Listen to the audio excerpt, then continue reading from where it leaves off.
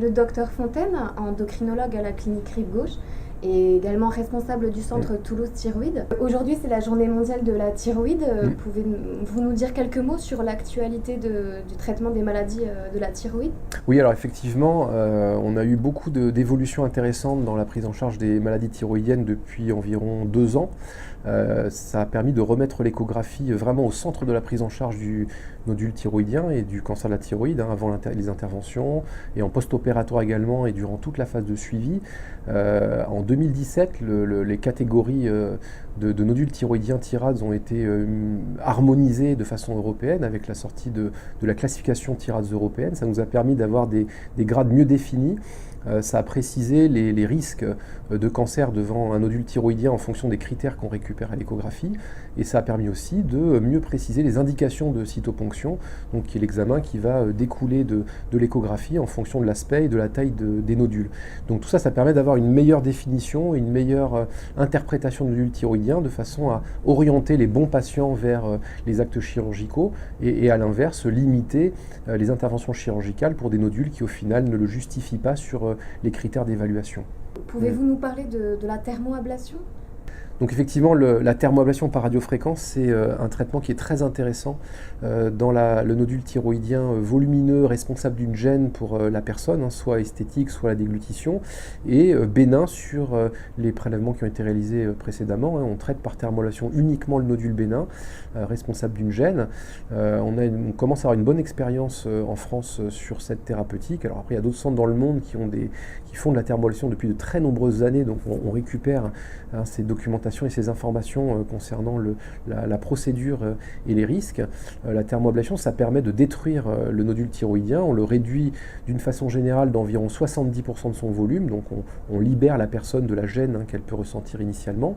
La technique se fait en ambulatoire.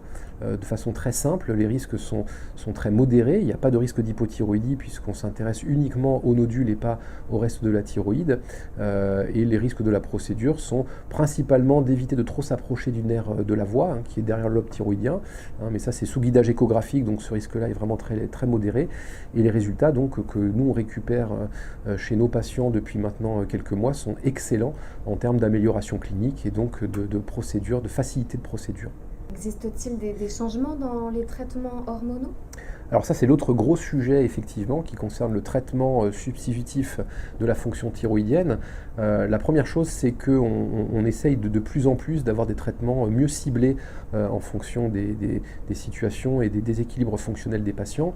Dans l'hypothyroïdie modérée, par exemple, qu'on définit sur les valeurs biologiques, on n'est plus devant l'indication de traitement systématique.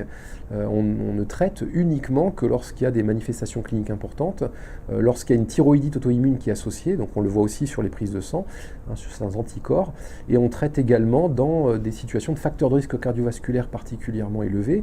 Chez les patients qui ont une hypothyroïdie modérée et qui n'ont aucune de ces situations-là, on peut surveiller sans traiter de façon systématique. L'autre actualité, évidemment, on peut difficilement ne pas en parler, c'est les polémiques qu'il y a eu autour de la nouvelle formule du lévothyrox, avec un changement d'excipient. Le laboratoire Merck a remplacé le lactose par le mannitol, ce qui a déclenché des difficultés pour certains patients. Alors ça reste une minorité de patients, mais ceux-là ont évidemment eu des conséquences parfois importantes, avec des modifications de la qualité de l'absorption intestinale et des effets indésirables qui sont survenus et qui ont justifié des changements de traitement. Toute cette situation-là, aujourd'hui, elle est régularisée, elle est stabilisée par le fait qu'on a autorisé l'arrivée en France de nombreuses autres molécules pour que aujourd'hui, les patients puissent avoir différentes solutions pour être traités.